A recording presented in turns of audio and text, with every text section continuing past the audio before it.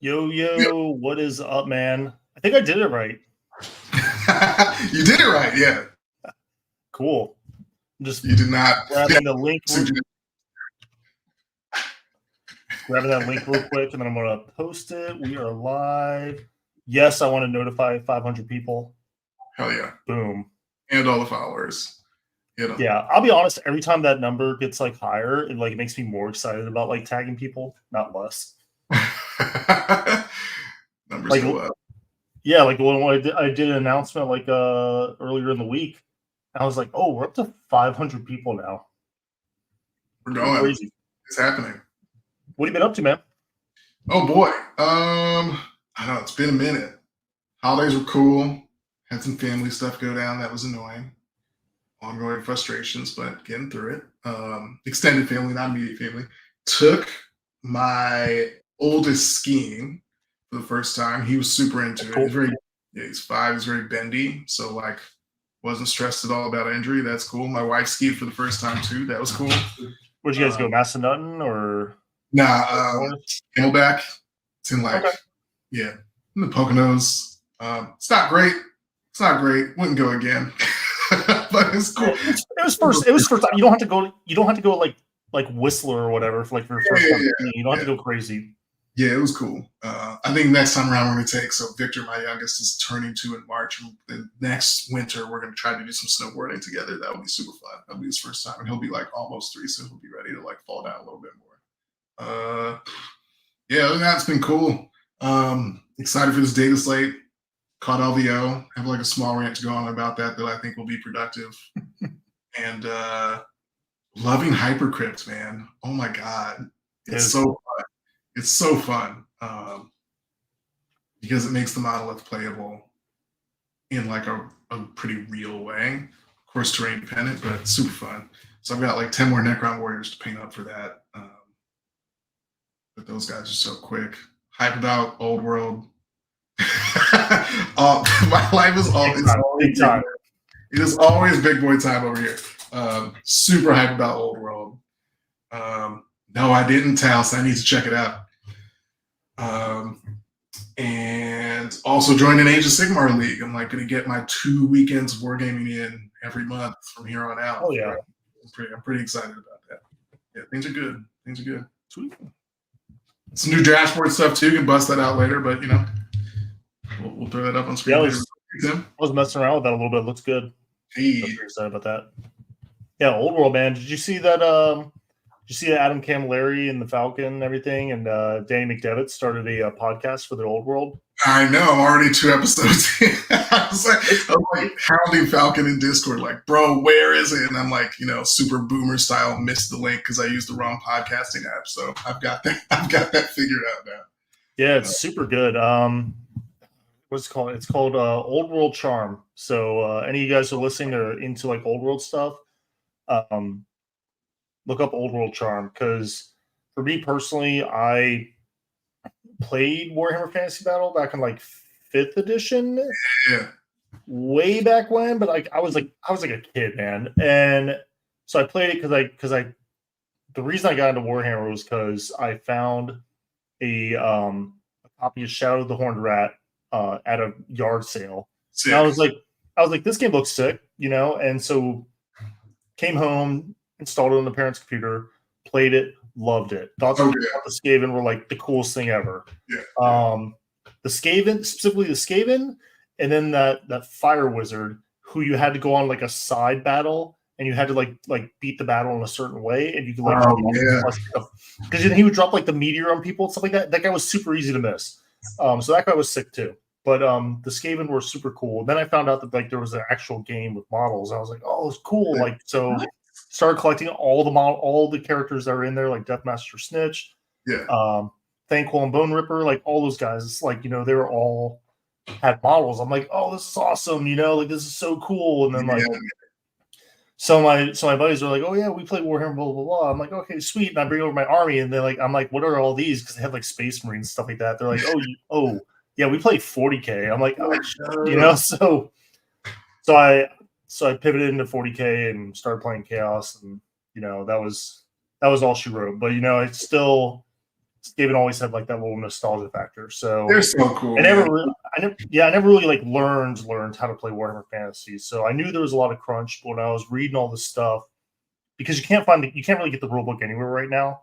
Nah, crazy supply. You're just hearing about all this stuff like second and third hand. And I'm like, man, that's so much crunch, and it's always like overwhelming a little bit. So having like that kind of like peer group that's making like the podcast about that, and you can tell it's like these are guys who like are experienced in wargaming and are coming over from other game systems, and have played in the past, and they can kind of like Sherpa you like through a little bit. It's like really super helpful because I mean, I'm not going to when I eventually am able to like put the list together and read the rules and everything. I'm not going to be really trying like optimizing it, but I'm not going to run like complete trash either. I don't think any of us are, but like we're definitely going to keep it like kind of casual and stuff like that.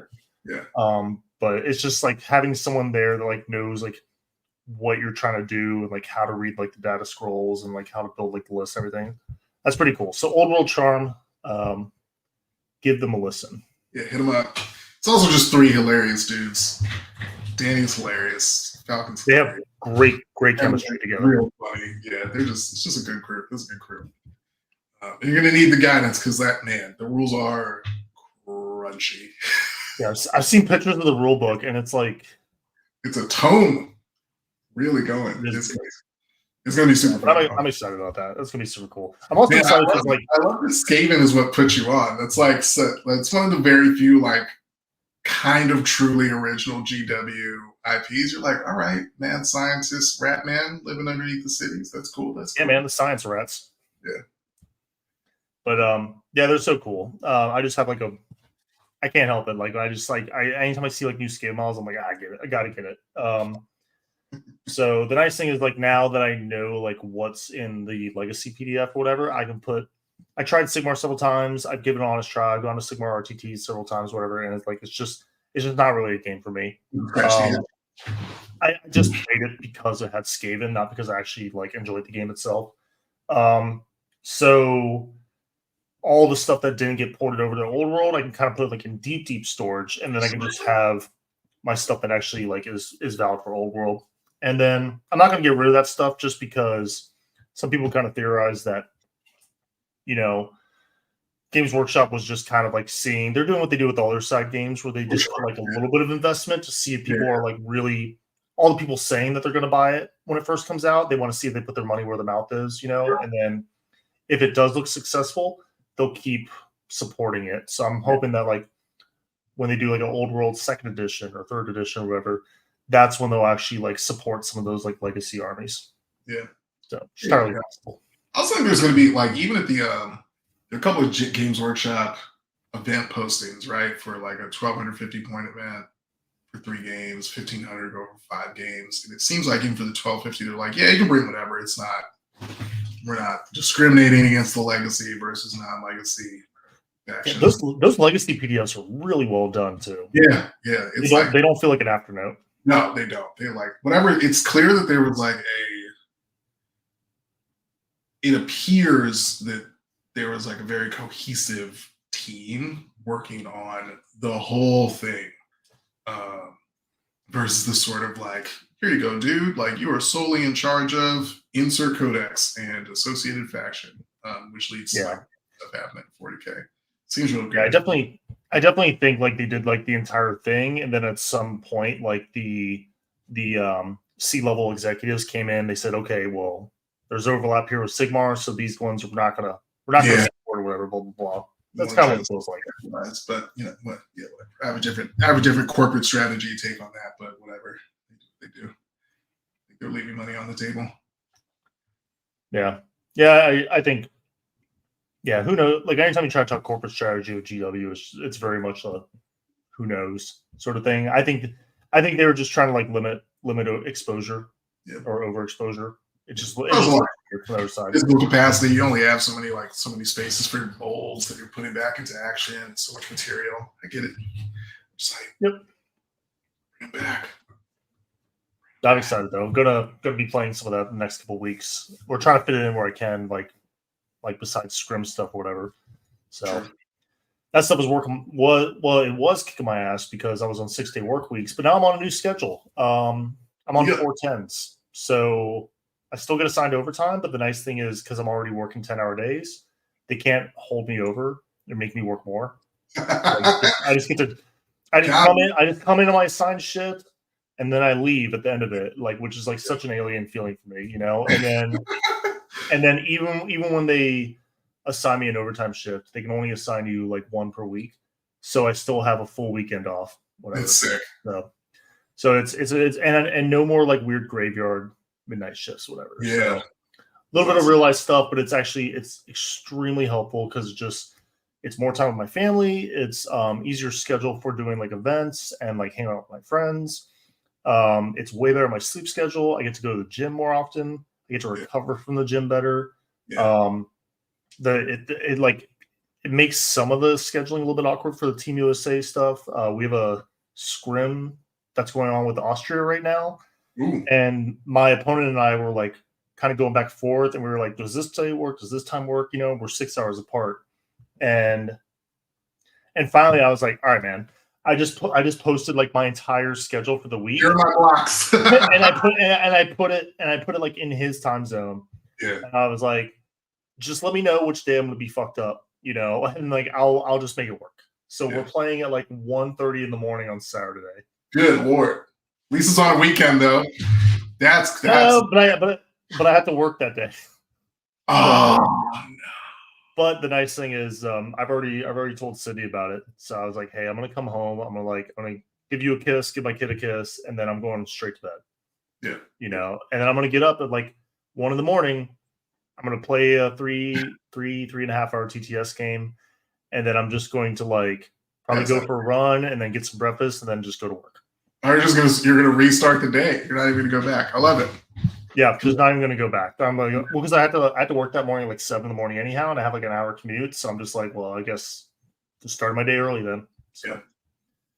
Yep. Yeah, that's kind of my life right now. It's like literally just working and then making sure I'm like more active going to the gym, and then eating better, eating right, still doing all the Team USA stuff, the scrim stuff and everything, just really trying to like just put my best foot forward on that.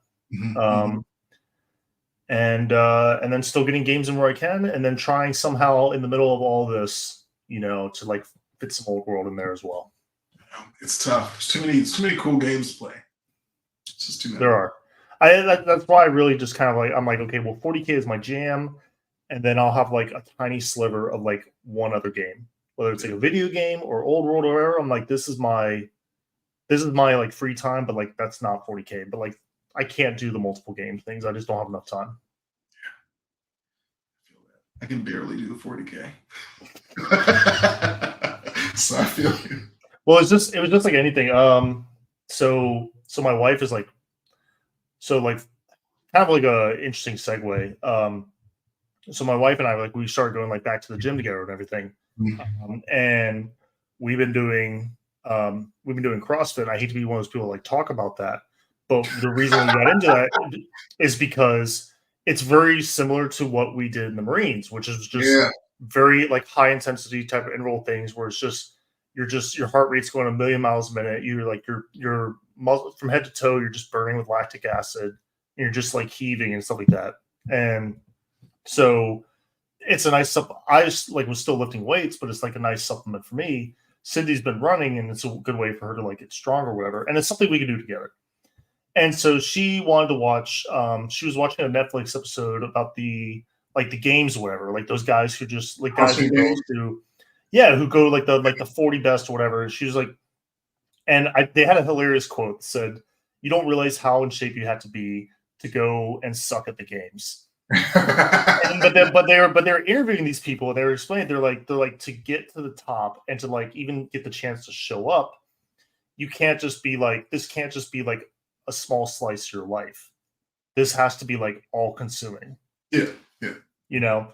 And I'm like, man, I can't count the number of times I've heard that before where I'm talking to like not so much anymore because he's kind of like a retired old man now, but like when I'm talking to like Naden or like Sean or whatever, like the Team USA stuff, especially like the stuff that like you see publicly for like these WTC teams, you only get to see like a small sliver of it. Like right now in the Team USA Discord, I'm sure like, you know, on Team Poland, Team England, stuff like that, they're playing games, they're talking about armies, they're probably in a phone call doing discussions, stuff like that. Like there's a very small sliver of time, like because of the time zones, where there's nothing going on in the Team USA Discord. But probably about 18 to 20 hours a day, there's people in there improving themselves at 40K in some form, you know, and also sharing that like with each other. Yeah. And that goes on the entire year. And so, yeah, like I don't have any time, but also because part of that is because at some point I said, hey, I want to get deeper. Like I want to take like this toy soldier game to the next level. Mm-hmm. So I'm definitely starting to find like where my limit is, which is kind of like the cool thing about this. It's kind of like, okay, well, I didn't think I had an upper limit, and I'm starting to find that like I do. Mm-hmm. But that's something for anyone who's considering like doing like teams or trying to like, you know, go like push to win like GTs on the regular or like win major stuff like that, is like it has to become all consuming, almost like, you know, like I don't want to like be problematic and say like, you know, compared to a mental illness, but like people said like when you do this kind of stuff, it's almost like a mental illness where it's just all encompassing. Yeah. No, I'll say that shit because I've talked to people who've been like going on to become like truly talented basketball players, folks who are succeeding in D1, like the people you see on TV. Like these people have like what any normal person would view as 100% toxic relationships with the thing that they do. Like, yep. like that is their life, and that's a choice that they made. A lot of these people that are doing it's crazy because like really, you're only like for professional sports, you're really like the only money is in basketball, soccer, aka football, American football, you know, like golf, like some of the more like mainstream sports. Yeah. But people get like this for all sorts of sports. About everything. You know? Yeah. About everything. So you have like Warhammer, you have Magic, you have like all sorts of sports you never heard of, whatever. Yeah. And no matter which one of these there are, and we've seen it with Art of War, there is someone in any kind of like hobby or sport who has quit their job to do it full time because they want to be the best. Yeah, that's how crazy it is. And like, but like when people are, it always kind of, I guess the reason I think it's funny is like whenever you see people like, they're like, oh, so and so won LVO with like Eldar, oh, like so and so won the ITC with, you know, Space Marines, whatever, and then there's always some brain trust on like Reddit or Facebook or something like that, and they're like, oh, the only reason they won is because they took the best army. The only reason they won. I'm like, yes, that's the only reason. It's not the fact that they pretty much like quit their job and they were playing like, you know, 3, 4, 5 games a day against like the best players in the entire world, you know, and they're probably like $10,000 in the hole traveling to events all year long. No, it's just because they chose right out of one of the 26 armies. Yeah. And like no one else took that army. Come on, man. No. This is great. I'm gonna take my shirt off on camera. Hell just the hoodie, tricked everybody. So I don't know how we got up on like that tangent or rant. Wait, yes, I do, because I always go on tangents and we always go on rants. Yeah, if you want to be great, you gotta have an unhealthy relationship with the thing you want to be great at. World class great. You can be normal great and not do that. Yeah, but hey, that's what this show is about. Is like how do we be the best we can while like not like stepping like just short of having that unhealthy relationship. That's the whole point of the show. So that's you said normal time. I've had to correct. Weirdly enough, I've had to correct like when I see like the like, you know, these like elite players of like tournaments, stuff like that, and we're talking about blah blah blah. And I think actually it was David Gaylord last time at Nottingham, and he like talked about dropping a game. He's like, oh, I could be an X1. I'm like, not that type of show. I was like, not that kind of X1, David. Yeah, I was like, the thing about it, if you are 16, it was like that chart that Jeremy had. If you were like 1600, 1700 elo, you're in the like the 98th percentile. It's fucking crazy. Yeah, you're very good at the game. You're very good. So like So, and that's the biggest thing is like, I want to reframe it. If you are constantly going X and 1 at GTs and majors, you're probably in like the 98th, 97th, and like 99th percentile of players in the game who are playing competitively. Yeah, let alone players who play in general. You're so good. Exactly. So, and that's the thing I'm trying to say. Like, X and 1 is not a mark of failure. X and 1 is something to be celebrated, especially people who have jobs, careers, other hobbies, that kind of stuff. So, a little reaffirmation of our show here because it's been a while since we've done this. Gotta get that. Speaking of, wanted to shout out UKTC in Nottingham. We did. I just got back last week from London. Beautiful city, lots of history. Cold as shit. We saw all the touristy stuff. It was really cool. We saw Buckingham Palace, Kensington Palace.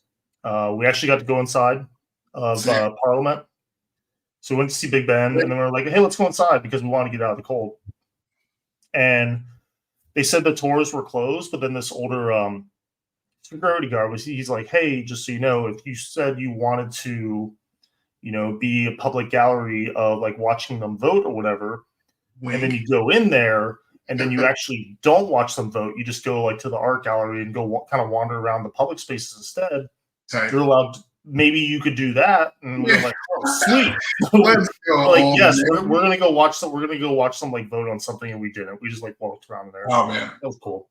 Those votes can be types like they go after each other very loudly. Sometimes it's like very different. I've seen videos. Yeah, like if it was like just me and like Cindy, like we would have done it. Like we had like my dad who's like getting pretty elderly. Yeah, that's tough. That's tough. Like my mother, like we had like Victor, like he was like bundled up like a marshmallow. He couldn't even move, like he was in the stroller. Myself, Cindy. So it was like it was a very big like unwieldy like party of us. Yeah. So, but yeah, that was a good shout by him. We learned how the underground system works in London. Like once we got the hang of that, like that was kind of cool. Like we started like. The first few days we would just take the bus around all the time, and it was like slow and inefficient. It was good as like a first day thing, but like once we figured out the underground, that was really cool. Tube. Yeah, it was fun, and we did Nottingham, and then I think I have some pictures here. Let me see if I can find it. You went. Where is it? Go. So let me see that. So that was my first game against a Black Templar's gun line. See it.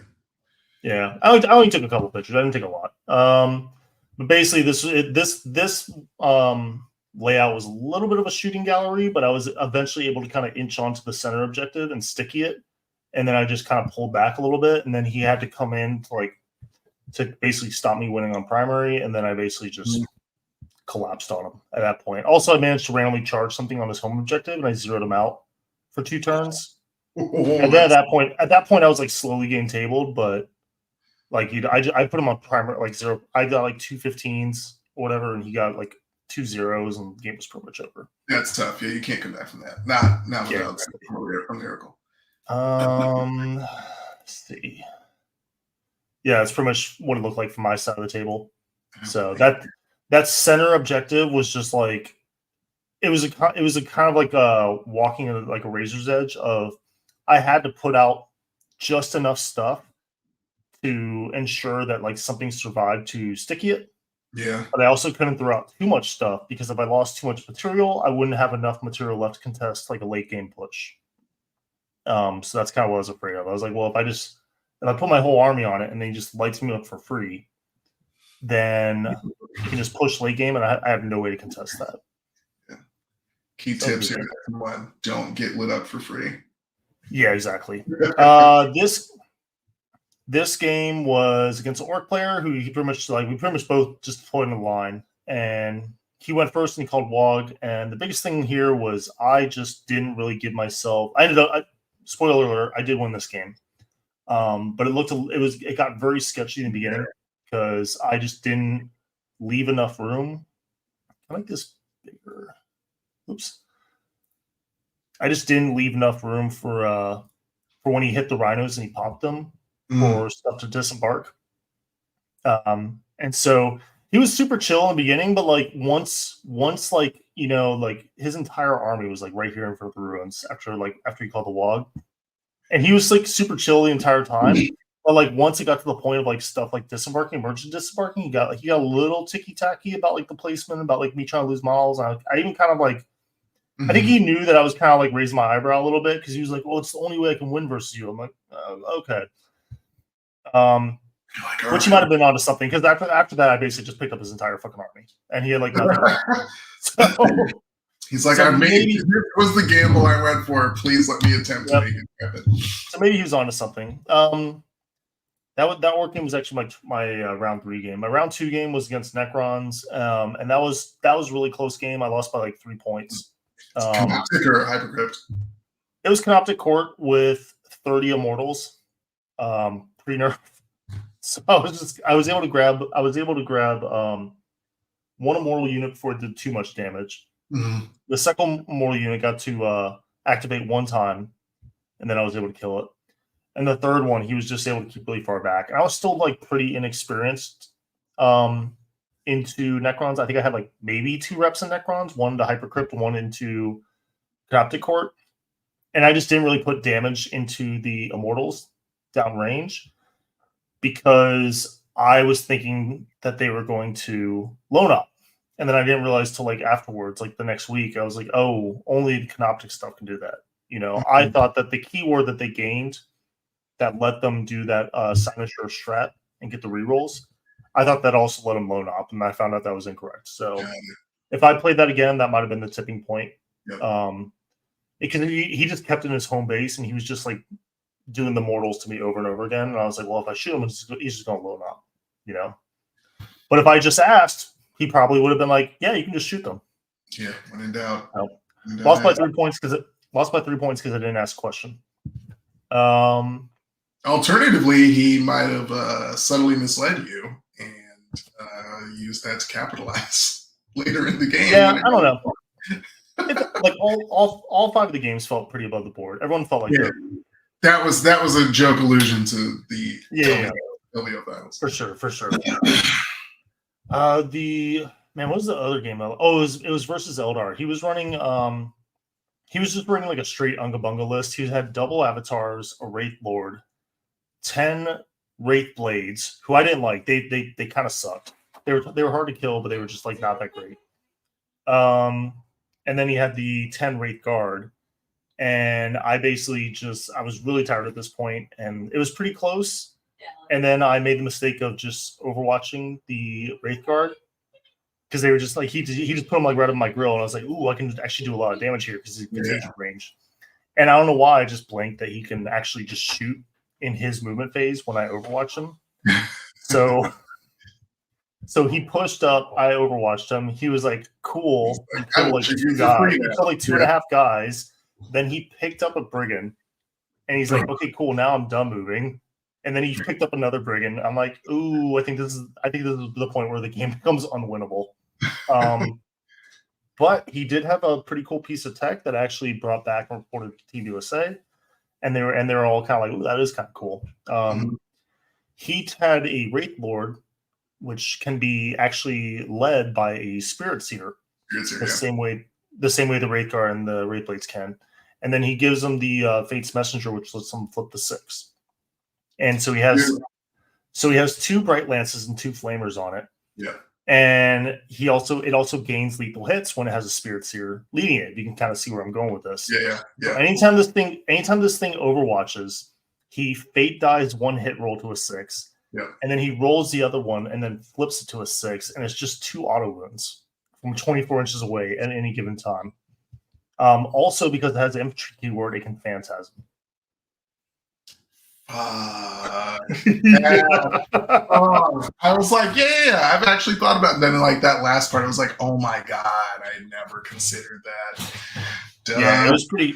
This thing was actually pretty good, especially like late game. It was phantasming around. It was fire and fading, stuff like that. He did a pretty cool move where, like, in my turn, he phantasmed forward, and then in his turn he moved up, just like obliterated like a Rhino or PVC or something, and then he fire and faded forward, and he pushed the Spirit Seer into my top left rune, and stole the objectives away from a unit of Nurglings that were getting ready to burn that objective the next turn for a bunch of primary points. Yeah. And so instead of me burning it and getting a bunch of primary, like he helped me to a 5 that turn.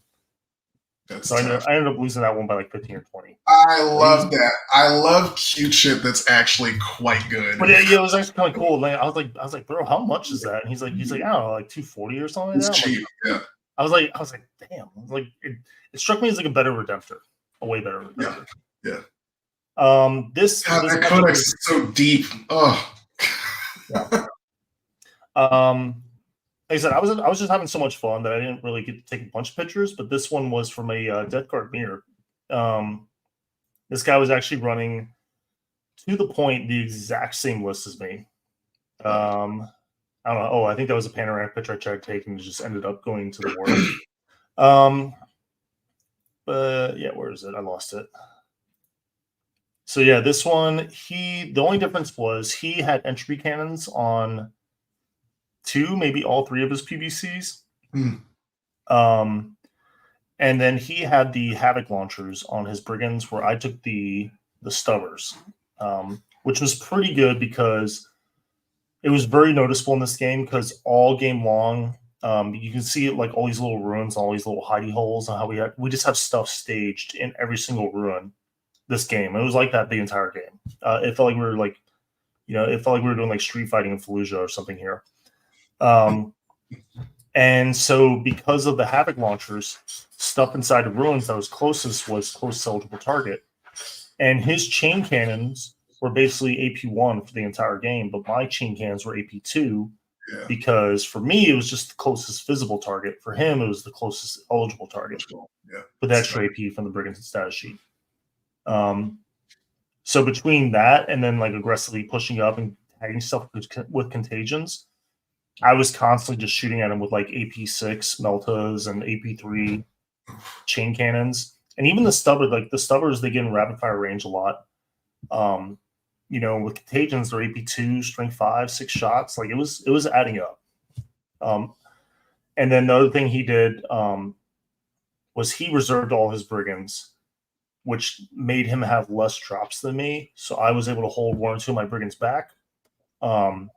And get perfect information because he was done deploying before I was, and that directly led to me popping the Rhino with his 10 Plague Marine unit inside of it and 2 characters on turn 1, and he was between that and the fact that his Brigands were like off the board and I was pushing aggressively into him and he was down a Rhino.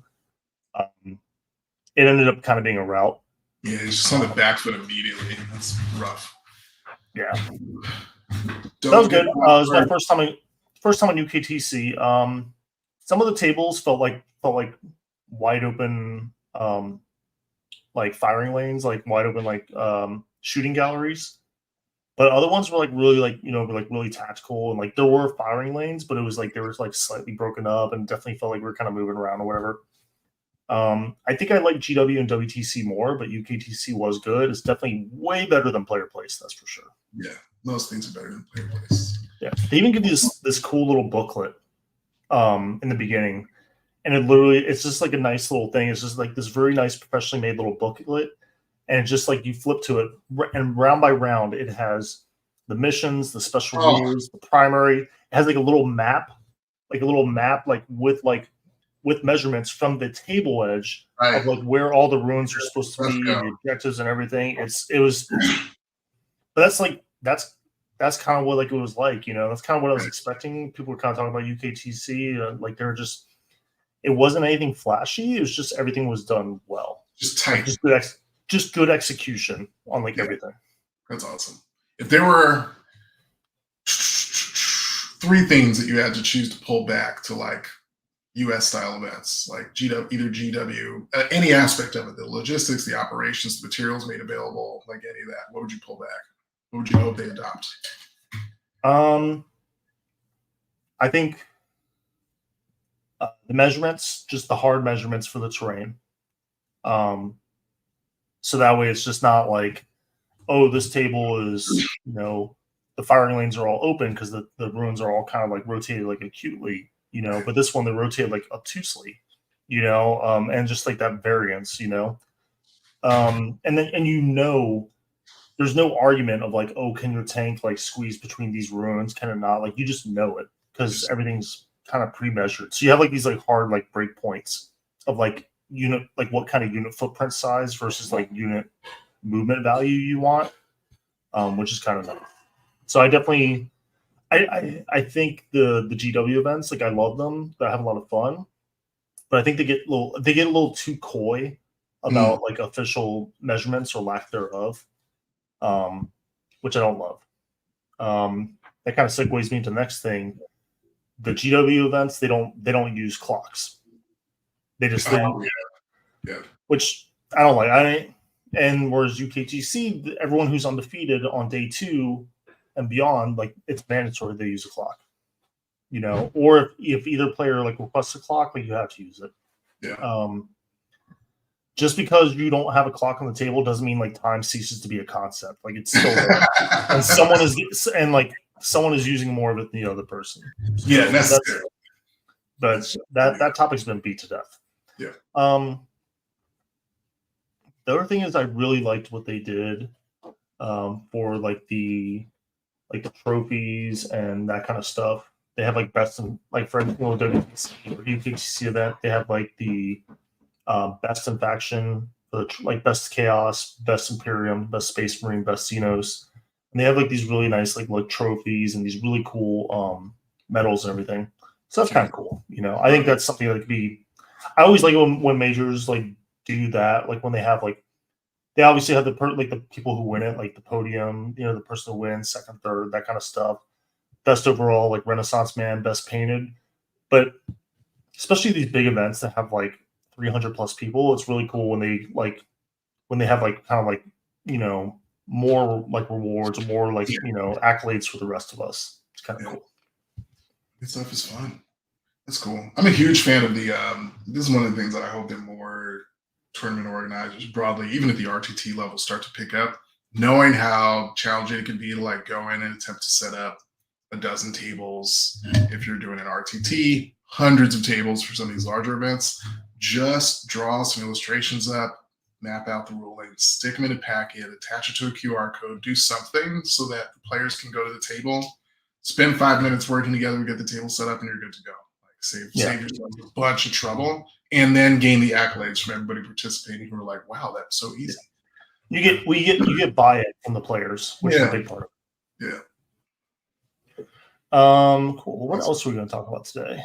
Enough talking about me. LVO, baby. Let's talk about LVO. Yeah. I'll let you lead on this. I haven't been to LVO in 3 years. I don't see myself going back unless it was like some massive overhauls. So same. Go nuts. Again, so two full caveats. LVO's awesome to go and like hang out with your friends. Like that's dope always. Like there's a ton of people there. Someone you know from the 40K community is probably going. It's like a good time. I had a great time when I went out last time on the social side of things. And the organization side, it's like that's a whole different story. They need to get it together a little bit. It sounds like UKTC has some tips perhaps to share on execution. It's like rough. The organization was rough. Anyway, one of the things that I noted, so during the LVO finals, there was a moment when I think an opportunity for a more sportsman-like play was missed. And that came really during 2 points. Like first during deployment when the Necron player was describing sort of what is and isn't possible with a 3-inch deep strike strap that's part of Hypercrypt's like thing. And it was clear that their opponent was like attempting to screen out at least some portion of their side of the board from that strap. And then later on, when a monolith, due to a lack of effective screening, was essentially able to like deep strike onto the corner of their deployment zone, disembark a bunch of immortals with Emotech, and it's a whole thing. It was basically like a game-winning move. And even then, the Elder player was like, 2 6s away from clawing it back potentially. Very cool. In that scenario, and it, like otherwise it looks like the game is above board, blah blah blah. I'm going to put out there that in a scenario like that, when an opponent tells me that they're attempting to screen things out, and I know that I've understood their intent. I know that they're aware that I have like a very fancy, closer than usual deep strike stratagem. I'm going to let them know, hey, I see that you are attempting to screen me out from that. You might want to make sure, if that is your intent, to like be sure that that space is covered. Otherwise, I'm going to get in there, right? Because you don't want, like, they've already expressed that they know that they're trying to do that. You know that you have the ability to do so. Now let the game be won by them trying to make difficult choices about like what to sacrifice where with respect to positioning in an attempt to screen out things effectively from like a very disruptive strat potentially. What is not okay, I think, is like not being 100% upfront once you've understood the intent of the player across the table about what is and isn't possible given the board state and what they want to be true about it. Like, just tell them, like, hey, man, like, were that me? I'm like, hey, man, I could totally deep strike a monolith into that corner. You might want to move that alt-art back like an inch, maybe 2. And, like, let them decide whether or not they want to do that and what other modifications they need to make. But, like, I don't know. I think things get tight in later rounds at big events, and I'm of the opinion that like play in those later rounds and your friendliness and willingness to cooperate with your opponent to produce like an outcome that leads to the most skilled player winning shouldn't fade on the back end relative to the front end of an event. That's it. That's my non-rant rant. Just like, I don't know. Didn't look good. Didn't feel good. Sorry about the monolith. Didn't feel good. Yeah, I mean, I definitely agree with that. And then I wish I had access to like the specific clip, but I know from the Warhammer Pro Tabletop Atlanta tournament in 2019. The finals, it was with like $1,000 cash on the line, and so a whole bunch of other prizes too. And it was Nadavati versus Siegler, and it ended up being a pretty close game. Siegler won it, I believe. But still, it was like $1,000 cash on the line. You know, like it was some real money there, a whole bunch of other prizes, and Siegler was on his Tau, and then Nanavati was running Space Marines, and I think Nanavati was trying to like kill like a model or something like that, like for like a primary swing or something like that, and he either forgot like the Melta rule, or he forgot like he had like access to like reroll wounds, and it was like kind of like a semi-obscure thing, but it was like kind of a common enough rule that like multiple armies like shared this rule, and Seeger was like, you know, Seeger stood to benefit greatly from this model, like not, you know, from this one conversion, like failing to convert because there was no other guns, there was no other damage that was going to come. And it was going to be like a pretty big point swing, you know, like loss of material, loss of points, that kind of stuff. And Seeger was like, hey, man, don't forget, you have like the Melta rule. And Nick was like, oh, yeah, you're right, you know, and then I think it was flipped. Nick told C's, he was like, or something, yeah, it was something like that. I think you're right. Yeah, because I think it was like the commander or like the fusion or something like that. Mm-hmm. Yeah, so even better example like that. I think that might have actually cost Nadavati that game, you know. Yeah. But he's still like he was just kind of like, hey, you know, don't forget, you know, you have this rule, whatever. And like I get it, like there's always like that line you're trying to like walk or whatever, where you don't, if you coach your opponent like how to beat you, then 9 times out of 10, like they will beat you, and it's kind of like, whoa, where do you draw the line a little bit? But also, it's kind of like you know when you see it, you're like, oh, that didn't feel good. You know, that's the thing, right? Like it's not hard to discern. Yeah, when you're like, you know, you can just look on a person's face the way they're like, oh. Yeah, and I agree with you. Like it's better just to like win by like just forcing, like just constantly over and over again, forcing them between like 2 bad decisions. You know, it's like, hey, you can do both open information, you can do both of these, you know, but like I engineered it in a way where like, you know, yeah, they're going to cost no matter what decision you make, it's going to cost you. Yeah. And then based off each decision you make, that's where I pivot into my next kind of like branch of decision making, and I'll make it cost you get. And whoever's better at like nickel and diming the other person over the course of like 10 turns, I was going to win. Sometimes dice happen, but usually that's part of like the plan. And I agree with you. And the game does feel better even at the high levels when it's more of like an open information thing. Yeah. Because as soon as you go, man, if one player is under the assumption that it's a intent-based game and the other person is kind of allowing that assumption to float until the point where he's like, okay, right now, no take backs. Now we play it as it lies. Now we're playing as it lies, hard board state. Like the game just turns on a dime. It never feels good. Yeah. So it is funny though when the other person's kind of like, okay, they take it on the chin, and then they just run the other person over because they're better at hard board state games than the person that shit is always funny. Right. It's like, all right, I didn't want to play that way, but here we are. Here we go. It's if you ever get a chance, I don't know any specific ones. Lennon is probably like the best guy at this because he's super nice and he's super helpful, and he can be a little bit sassy, but he's very helpful. But as soon as you start getting like really like ticky tacky with him to the point where it's like a little bit unsportsmanlike, he will turn someone inside out. if they make it clear they want that type of game, he'll be like, okay, cool, and he just turns them inside out, and it's so like cathartic to watch. It's pretty cool. Anyway, yeah, be nice to your opponent. You're entering into a social contract for 3 hours. Play together. Hopefully determine who the best person is. Hopefully nobody gets diced up. And yeah, like it's okay. It's okay to be second in LVO. It's okay to be first. Like just don't be the opponent that you ideally would like to have. Yeah, exactly. There are several very capable people who applied to Team USA and they put up results and they were turned away just because they have a history of being a jerk. Don't do that. And, we don't want to bring this person to Belgium, put them in a red, white, blue jersey, and like game one, someone comes over from like England or Belgium or Poland. You're like, yo, whose man is this? Get your boy. What is happening right now? Get your boy. What's happening here? So it's a very real thing. Yeah.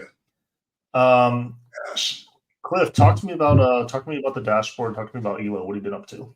Hey, all right. So ELO updates are not yet in, but there is a new tab inspired. Excuse me.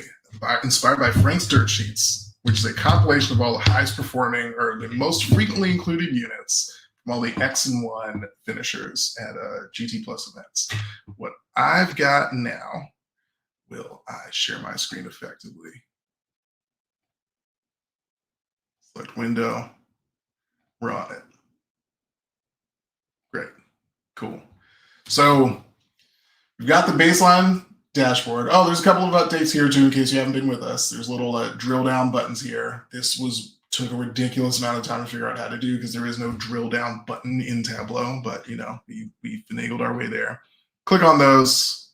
It'll give you the win rate, overrep, 4-0 event start, event wins, and player population statistics as if they were included as standalone factions for all the detachments within a given faction. And that will include over time. So you click on Hypercrypt.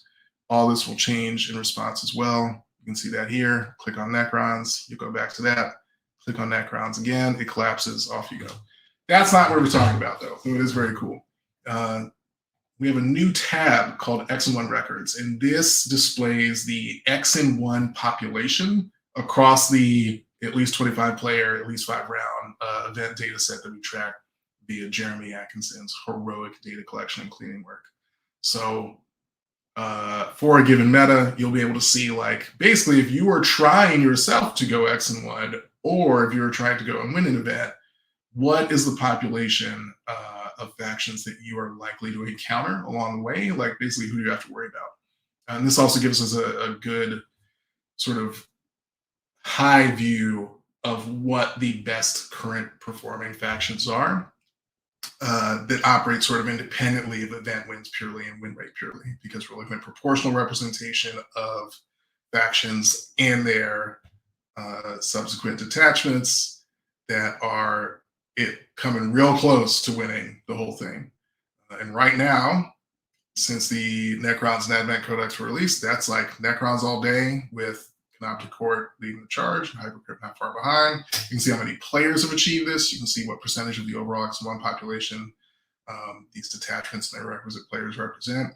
Then on this side, for each faction, you can see what proportion of that faction's players have successfully gone X and 1 as well. So we've got both the overall faction representation in the meta of X and 1 records, and then for each faction of that faction's population of players, what percentage of those players are successfully going X and 1. So this one I'm pretty hyped about. The dream is to be able to directly connect this with Frank's dirt sheets so that you'd be able to click into, say, Canoptic Court, and then say, like, cool, what do those lists have 80% of the time, 70% of the time, 60% of the time?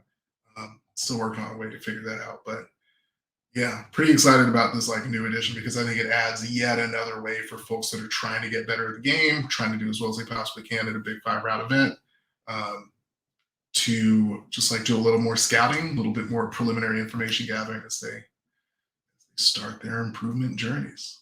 I'm gonna stop sharing. Very cool.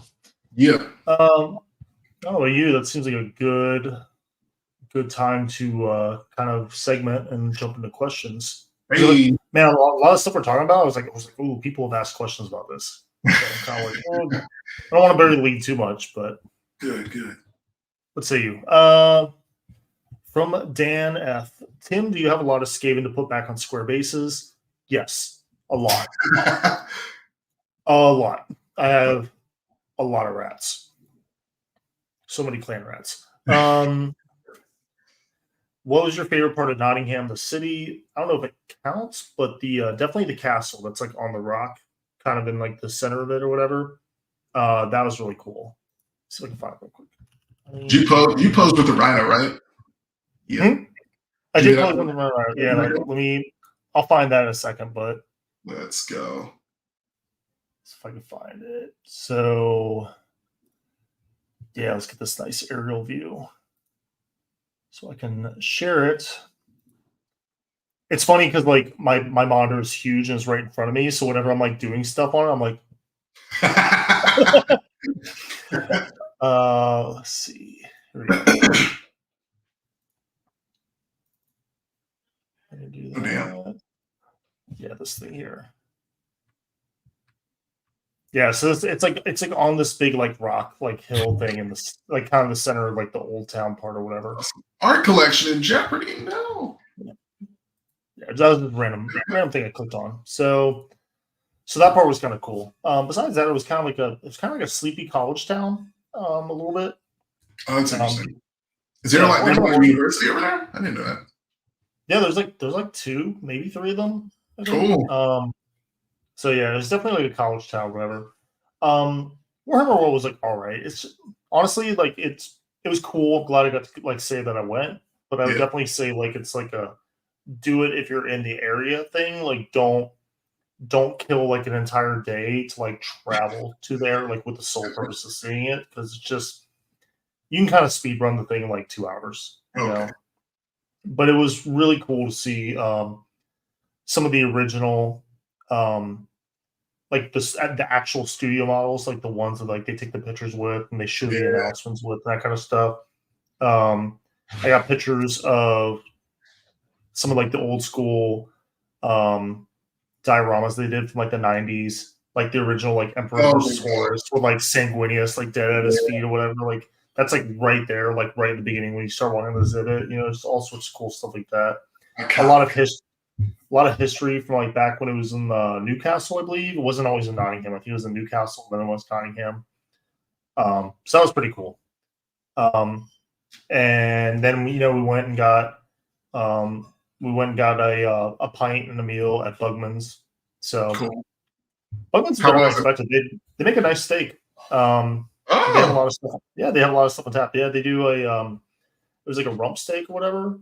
So I got a medium with some tater tots, like got a beer or 2 to go with it. It was good. All right. How's the beer? It was good. Is it like Games Workshop brand brew or not? It was just like typical, like generic. Like it felt like what you would get like if you were going to like a Renaissance fair and like everything's like themed after like some sort of like fantasy. You're like, Dragon's IPA or like Dwarf's Taint like stout or something like that. You know, it's just like just generic like fantasy labelings, whatever. But it was good. Love it. So the also from Dan, Cliff, what is your hope for the Custodes Codex? If not already covered, please give the listeners a top-level brief on why Chevron being overturned is problematic. Oh, because I made the joke about Supreme Court thing. Those are both quicker than they should be.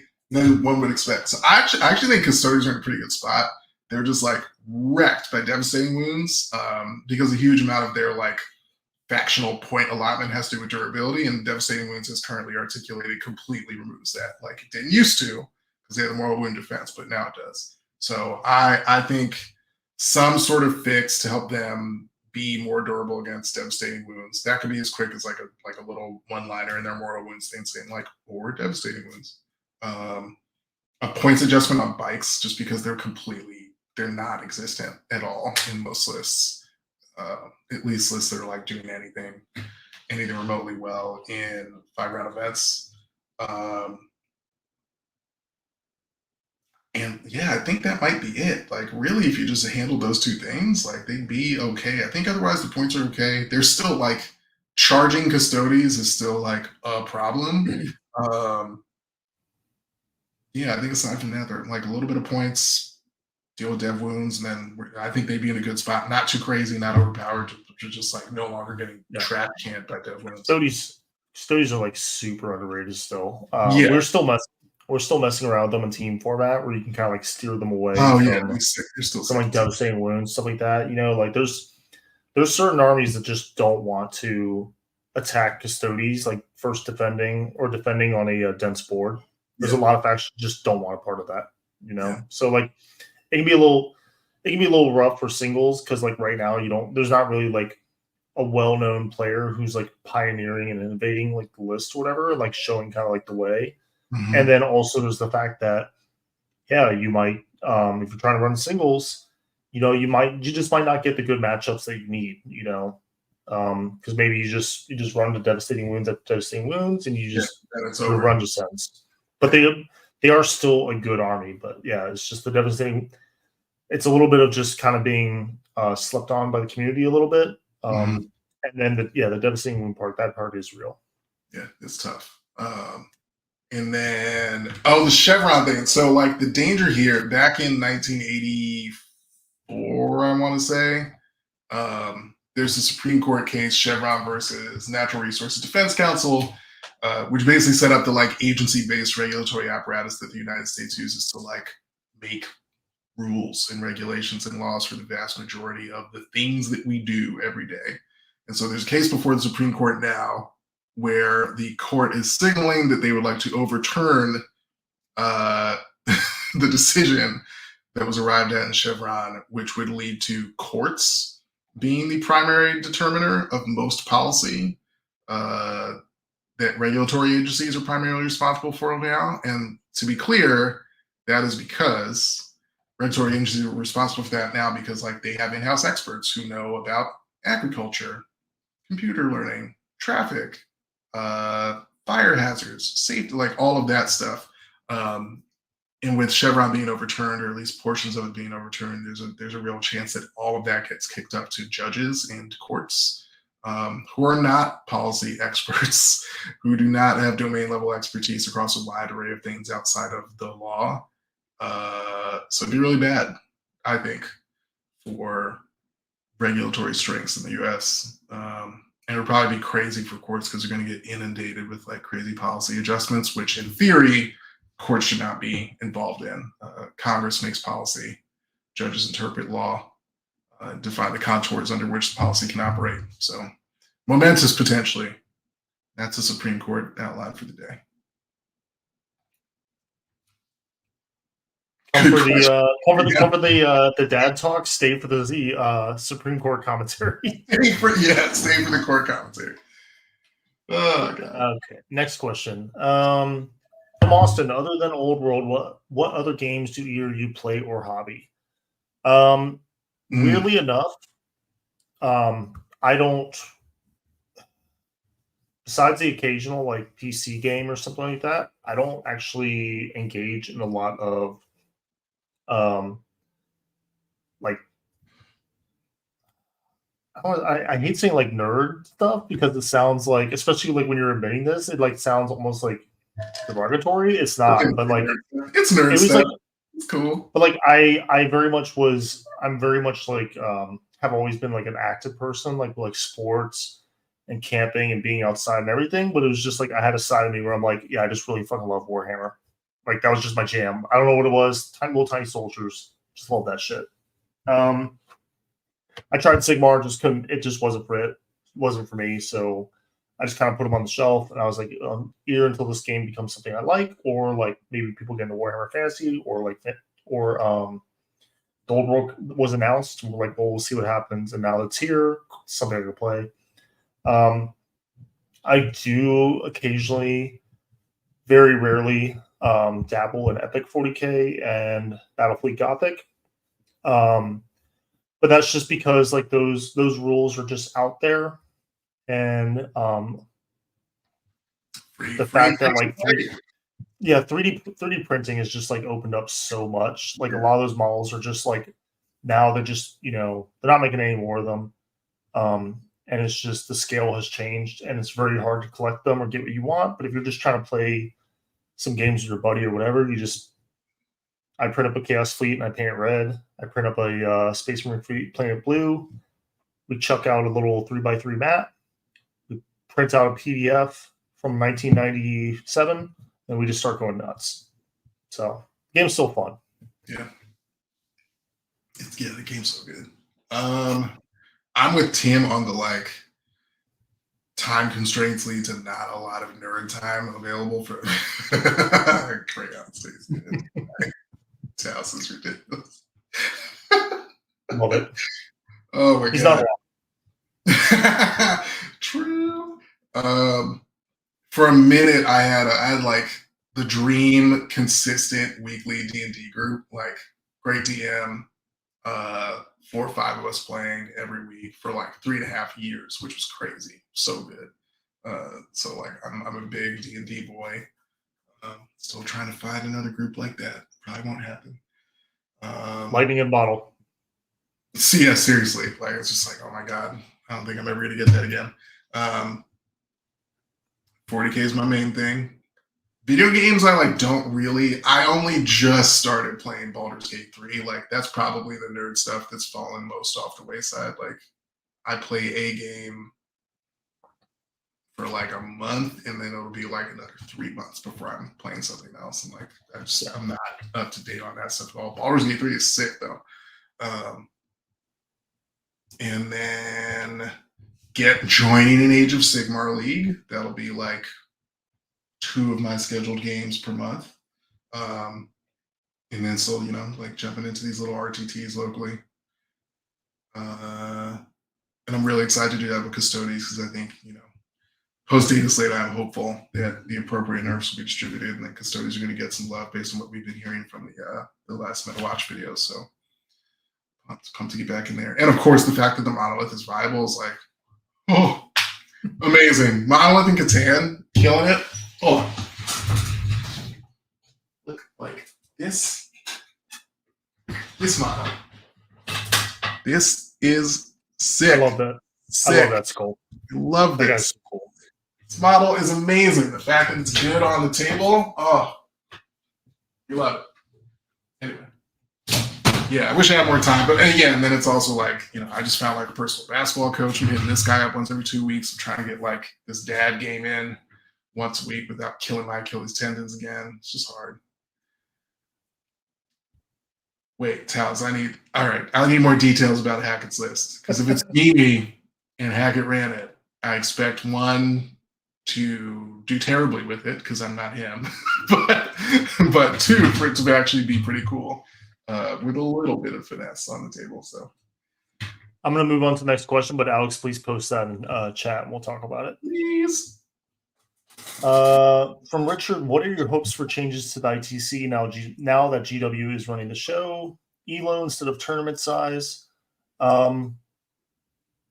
No, I mean, I think what they're doing is fine because if they use elo instead of tournament size, it's just be, It'd just like be ITC at that point doesn't become anything unique. It just becomes the stat check elo list, but like with ITC on top of it, it would be the exact same thing. I could see them using like maybe using elo for invitation type stuff or whatever, but like GW kind of likes to have, they really like to do everything in house, even if someone else does it first or does it better. So I think, if anything, well, just like their golden ticket system, like that's what they want. That's the system they want to use for like invitationals. So I don't see them using elo as like an invitational. I could see them. I could see them having like top ranked, like ITC people like get like golden tickets, or like they do like like invitationals, whatever. But like whatever they do, anything they do, like that, like invitationals or ITC stuff, they're always going to try to like turn it into an asset for advertising their product. Is generally like whenever game stores, GW, whatever, the reason they cultivate their community so much, not to sound cynical, is that's what actually sells their product. That's what pulls customers in and keeps them there. So yes, they do have an interest in developing a good community, but that's because good communities make the money. Yeah. So anything they do with ITC, it's going to be like they're going to look at it from that angle. Like, how can we make this? How can we make this for the community, but also make us money? Via marketing our product, or getting people exposed, or that kind of stuff. My realistic hope, I think, is that they'll use ownership of the ITC to push. I love that list. It's outrageous. That is big boy time. That is real big boy time. You could probably, I mean, I wouldn't, I probably wouldn't. I was like, you could slide a couple of Wordles out of there and slide a Catan in. Wouldn't be good. I hope that they use ownership of the ITC to push GW terrain, event terrain, broader, right? Because I think right now in a lot of places, folks are like, if you're like a small game owner or smaller TO, it is common for those folks to use player place terrain. Given that like FLG previously owned the ITC, that was their preferred means of like distributing terrain on tables and organizing it.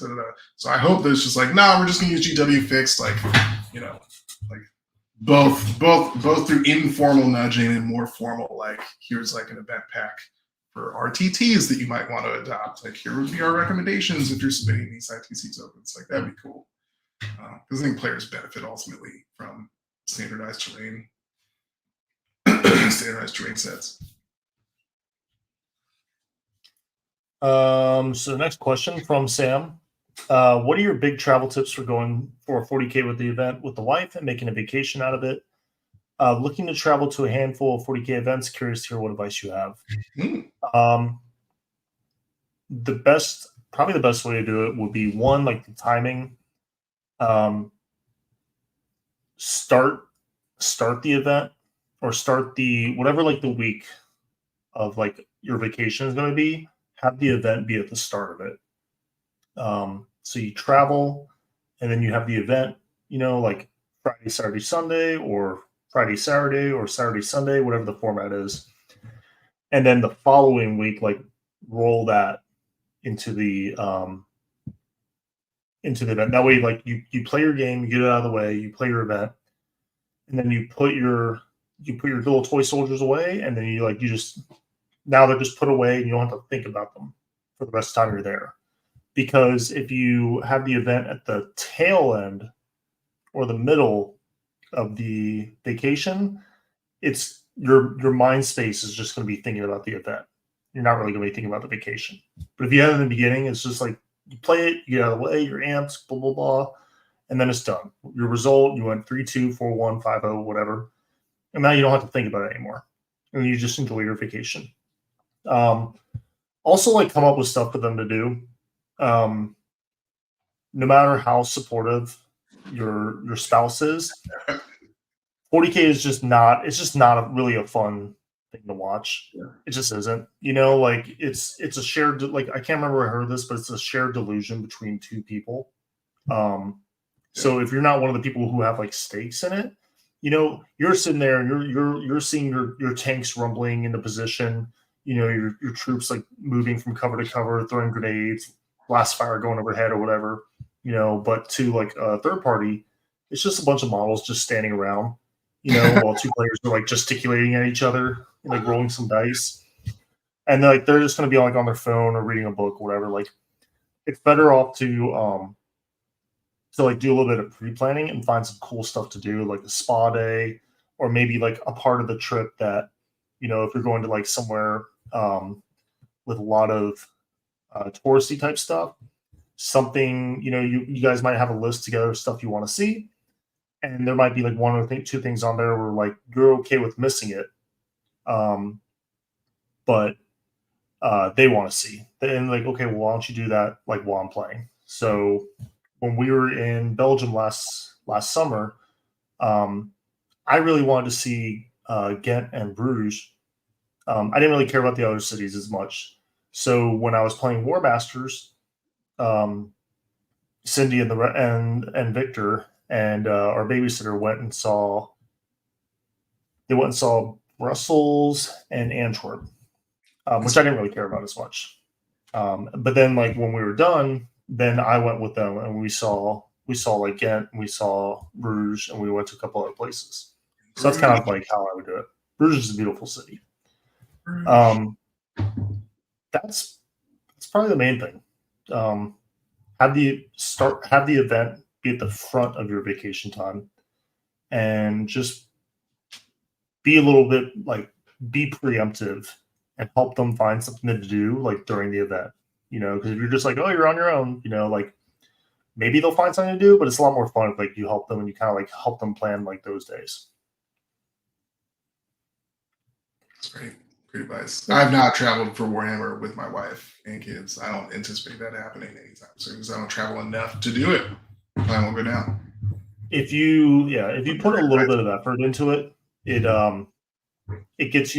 nets you a lot of goodwill. Yeah. Like a lot of goodwill. So it's a little bit more pricey up front, but doing stuff like I went to Nottingham and I turned it into a London trip. You know, went to WTC War Masters and I turned it into a Belgium trip. This year we're going again, and if I get selected as a starter or coach, it's going to be a Belgium trip. If I don't get selected, it's going to turn to a Amsterdam, Luxembourg, Paris trip. So it's a win all around. So because I didn't buy a War Master ticket this year because of that reason. It was fun. War Master is awesome. I highly recommend it, but I also really fucking want to go to Luxembourg and Amsterdam. So, if I'm not a starter, like I'll be there like 1 or 2 days, like to go drinking at the Cafe Popular or whatever it's called, that bar like in Mechelen where everyone drinks at, but you won't see me. It's from Von Innes Leaper. Anything weird about playing events in the UK that you wouldn't have expected based on events in the US? Well, no, not really. It just imagine the best 40 or 50 person GT you've been to, where it's just like everything started on time, the packet was well laid out. Anytime you turned to go hunt down a judge, like one was standing like 5 feet away from you, you know, and you were just really like, hey, come over here real quick, you know, without really like losing time or like having to leave the table while your semi-sus opponent is kind of standing there like watching everything, you know, like you're just praying the board state doesn't change when you get back. You know, the prize support is good, just like everyone's like friendly, the terrain is good, no one's getting surprised or bad feelings from the terrain, blah blah blah blah blah. To do that and scale it up to like 350 people is like exceptional. I think a lot of people, and I think maybe I'm assuming that like maybe there's pressure to make some money back when you start scaling it. And that's where you see a lot of these, it just seems like somewhere past like 100 plus, 150 plus, you know, when they start going like deep into super major territory, a lot of US events, they try to turn it into a con and I think the actual like GT itself tends to suffer in the execution. Whereas the UKTC, like there's no attempt to turn it into a con. They Nottingham was running it was basically running the US equivalent of like a YMCA. Like there was other stuff going on. There was like kids like swimming in the pool, having swim meets and stuff like that, you know. They had like a little cafeteria area that was kind of open to everyone, but it was just swarmed by nerds in between rounds, like trying to grab like a burrito and like a coffee or a beer or something like that. It was like in the middle of nowhere, but like it was just a well-run event, you know, with good terrain, no surprise. Like it was just very like before I even stepped on the plane, I knew what I was getting into. There was no surprises. So and the fact that it's exceptional is kind of like a little frustrating because like that shouldn't be exceptional, you know, for a super major. That's what it should be like. Less focus on like a con with all these like bells and whistles and shitty terrain, or like, you know, 2 judges or 3 judges for like 300 plus people, you know, and more focus on like the execution of a good event. Tim, how much was the ticket for the event? Oh, I don't even remember. It wasn't that much. Right. Had to been like sub 100. Maybe like right at 100. I don't know. Let's find out. Let's see. Warhammer tournament. Also, like, look at this. Look at their website, man. I say that, and of course, I can't find it. Warhammer tournaments, LGT. Oh, here we go. Okay. So present, share screen.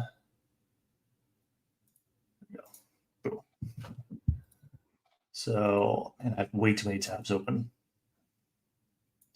So this is pretty much like their page, and it's like it's uktc.events, and just pretty much you scroll through and it just has very organized. Just says what all their events are, what size they are, where they're going to be at, about us, their kind of mission thing, link to their Discord. Go to 40K. This is probably my favorite part right here. They just have these like boilerplate tournament packs that they use for a lot of them. So they have the like LGT tournament pack here. They have the 3-day super major tournament pack here. They have the 2-day tournament pack here. A pack for terrains and missions. Easy to policies steal. And procedures. Use this. You know, judges and rulings. It's just like how to submit questions. Everything's just extremely easy to find. And then like this is their calendar, the rough calendar of like all their events and everything. And then here's tickets to the events. So let's see. Let's just pick a random one. Oh, here it is on here. So it looks like most of these are kind of in the 50 to 60 pound kind of range, which I think that lands probably around like 70, 75 US dollars ish. Not a lot. Not a ton. It's not a lot. But like the thing was like I saw where the money like was going. Yeah. You know, terrain, a nice player pack provided ahead of time. Judges who are likely being judges, many of them, like you know, judges, AV equipment, like because like they have like radios and stuff like that for all the judges. They definitely had like some sort of like network system behind the scenes that they were using to like for the logistics of running the entire thing. Yeah. Cool. So everything just felt very snappy and organized, but it wasn't like in like a crazy flashy way. It just felt like something that was like super reliable. So I just wish like that mindset would kind of become more prevalent in the tournament scene. Yeah. From Rickard, there's FOMO when it comes to models. Do either you have FOMO when it comes to other elements of the hobby, like certain kinds of paint? Sometimes I see like certain techniques and I'm like, man, I wish I had more time to just grab some models and just like mess around with techniques that like I want to master, you know, and I wish I had but also I wish I had something to apply them to, like OSL, really cool plasma glow, freehand. Like if you've ever seen like a freehand guide where they show you like how they draw the initial framework and then how they like kind of flesh it out and build it out, and they're kind of like, oh, that doesn't seem like the black magic I thought it was, like, you know. There is I can't think of his name right now. I'll find a link. I think it's like Juan. You probably know who it is. Juan something. El Miniaturista with the OSL work. Yeah, he's incredible. Yeah. I follow him, and every once in a while, I will try to like work on some of his stuff. He has these beautiful like PDF guides or whatever. Yeah. That guy is great, and that's just kind of like a little side thing I do. But a lot of times I just don't have time, or I just don't have the spare models lying around to do that because I need to like get these models like speed painted for a tournament or something like that. So that's probably my FOMO. Yeah. I get like, I wish that I could build out a really cool diorama as like a little display board for the armies that I have. And like I've like written down in like a little journal, like I would do this, and this will go here, and here's the materials I need, blah, blah, blah. But I'm also like, man, this will take me like 100 hours to put together the way that I have it. And I just don't, I'm not gonna be able to do that. So it's less FOMO about like hobby materials, more FOMO about like hobby time, right? Like, I wish I could do that, but it's just not in the cards. Yeah, the linear nature of time. It's a bummer. Time is a flat circle. From Ethan, do Marine lists that have no chapter-specific units and claim a chapter like Dark Angels get labeled as Space Marines or Dark Angels? I think this is a dashboard question. Yeah, if you're like, if it's just random Space Marines, but it's using a detachment that is specifically well, as of right now, if it is using a detachment that is attached to,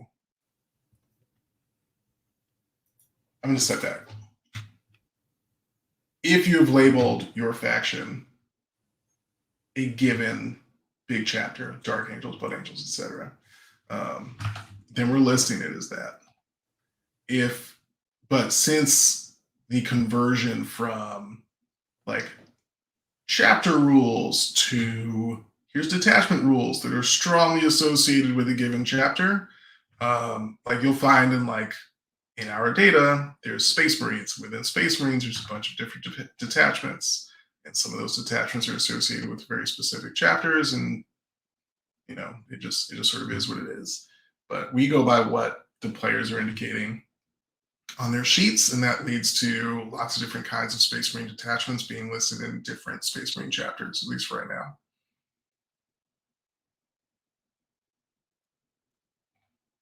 From Grant, who has been hobbying up a beautiful Death Guard list in the Discord. Great. What is your favorite part of playing Death Guard, or your Death Guard list? Least favorite part?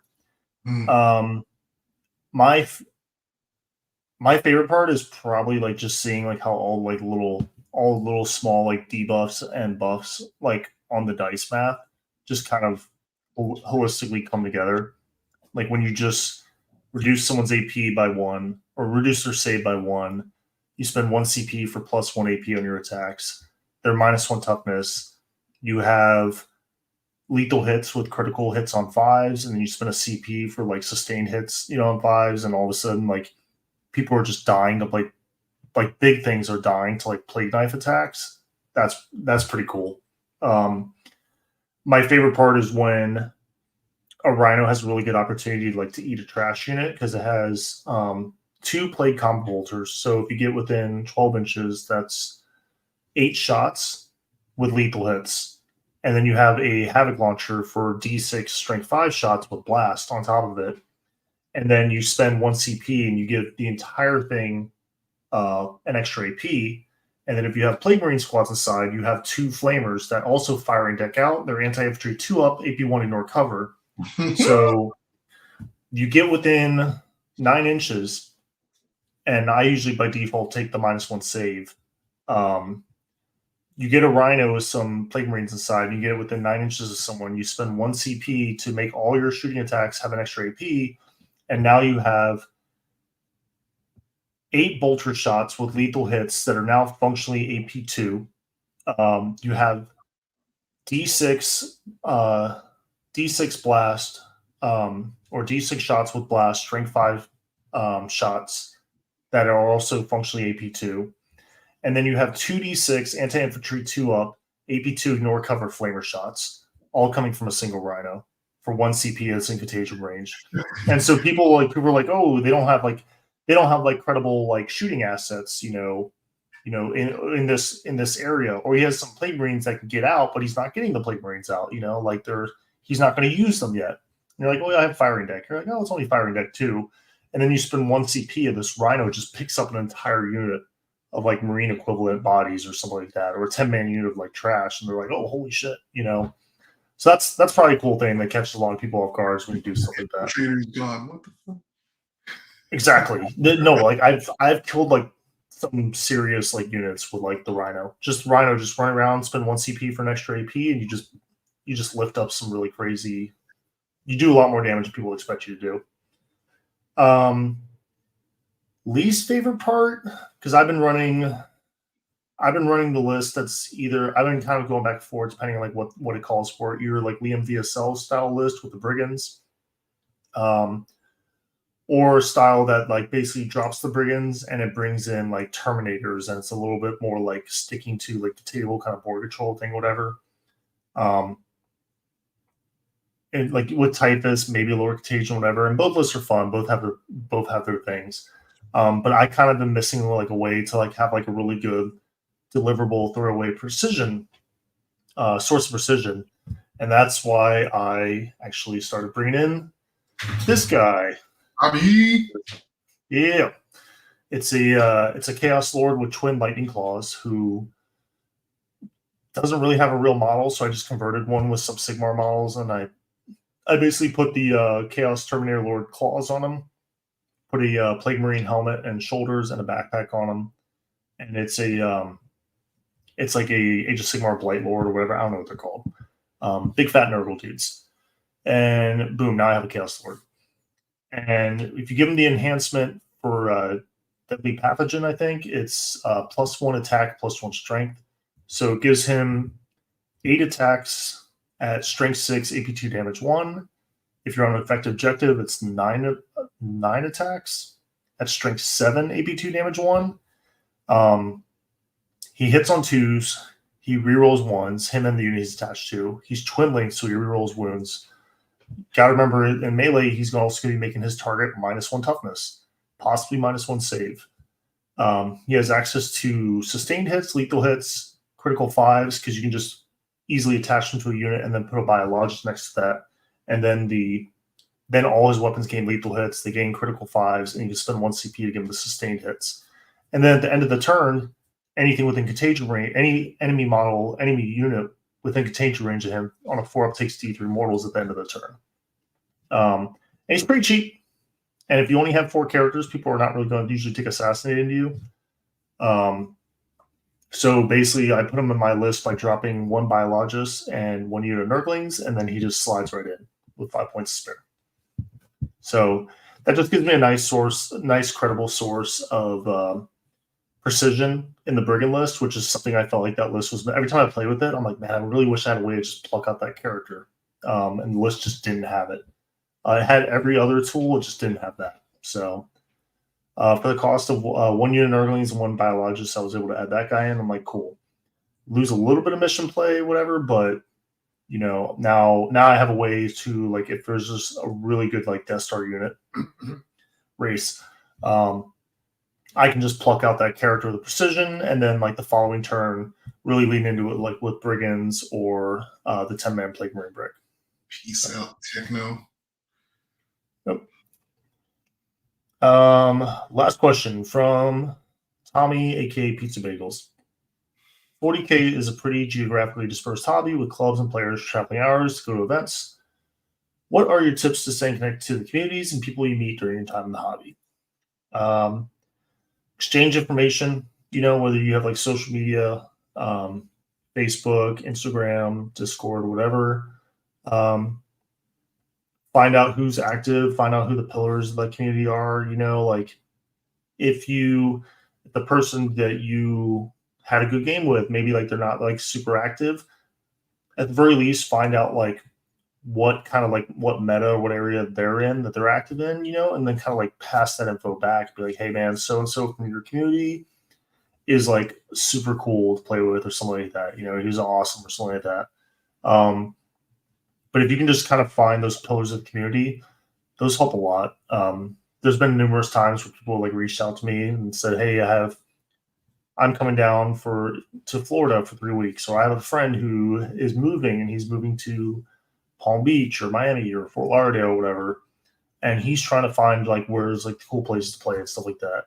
And being able to like just be like, "Oh, you want to go to this store, this store. This store is cool too, but they're only active on like Saturdays, or they do events, but it's not like they don't really actually have like a scene going, that kind of stuff." That's kind of a really cool way to do that. But the best way is just like any kind of friendship. Just make the effort to stay in touch. Yeah. Yep. Use Discords. Discord, like really good Discords. Our Discord's great for this. It's constantly folks being like Tim said, "Hey, I'm moving.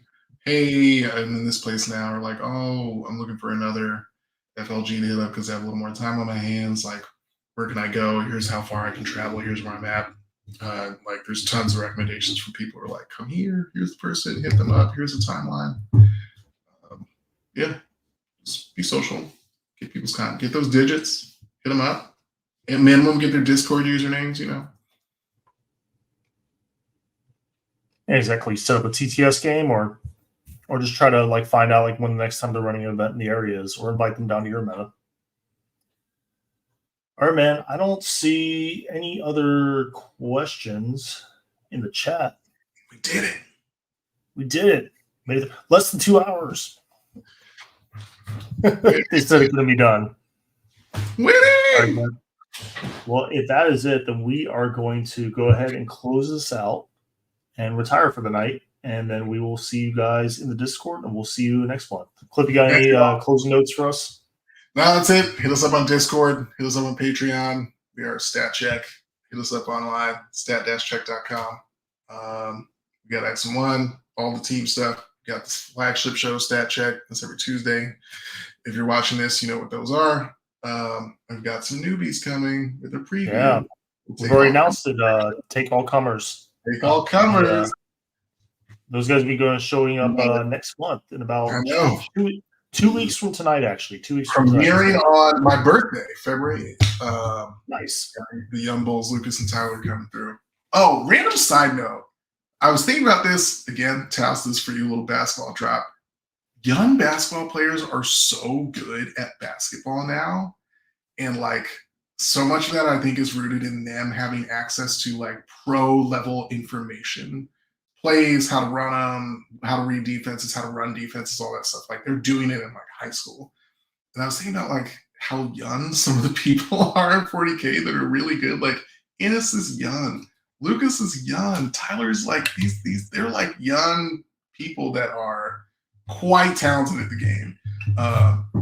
And I think a lot of that has to do with the proliferation of information about what is and isn't good. And like how quickly you can access like really great tips and have people, a community of people to bounce stuff off of. So I'm pretty hyped about like what 10 years from now, folks that are like 18 to 25, like how good they're going to be at the game. It's going to be cool. For sure. Definitely excited about that. Random tangent to close it out. No. I think you're totally onto something. That'd be a good topic for next episode, I think, maybe. Yeah. All right, gents. Thank you for joining us X1, which now until our life gets a little bit less crazy, probably post WTC will be a monthly show, and we'll keep you up to date on when the next show is. We'll probably do it, I'm guessing, probably the week after Take All Comers goes. Yeah, we might slide in there right beforehand. We'll see. It's whenever we have time, basically. Whenever we feel like it. We're very ambitious and not busy. Who knows? Yeah, exactly. All right, we are going to take off. We're going to go to sleep. Thank you all for joining us. We will see you in the Discord. Peace.